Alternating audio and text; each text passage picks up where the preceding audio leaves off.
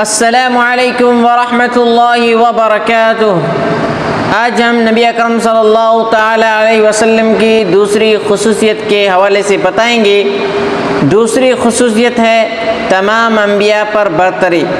اللہ تعالیٰ نے عالم ارواح میں تمام انبیاء سے رسول اللہ صلی اللہ علیہ وسلم پر ایمان لانے اور مدد کرنے کا عہد لے کر یہ ثابت کر دیا کہ آپ اس سارے انبیاء سے افضل ہیں۔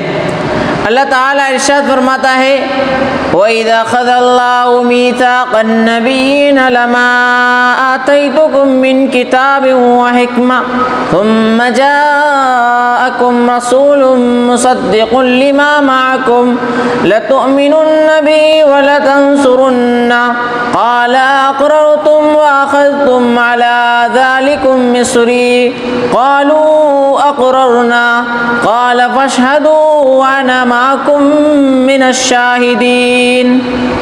اور جب اللہ نے پیغمبروں سے عہد لیا کہ جب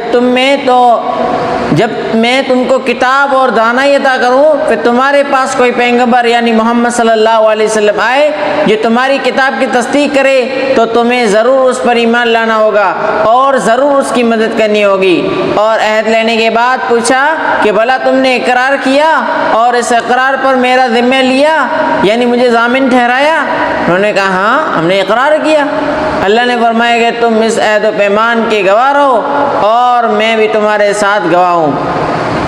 معراج کی سیر میں بھی اللہ تعالیٰ نے نبی علیہ الصلوۃ والسلام یعنی جتنی بھی تمام انبیاء کی امامت کا منصب آپ صلی اللہ علیہ وسلم کو عطا فرمایا جو آپ کے لیے بڑی عظمت کی بات ہے۔ السلام علیکم۔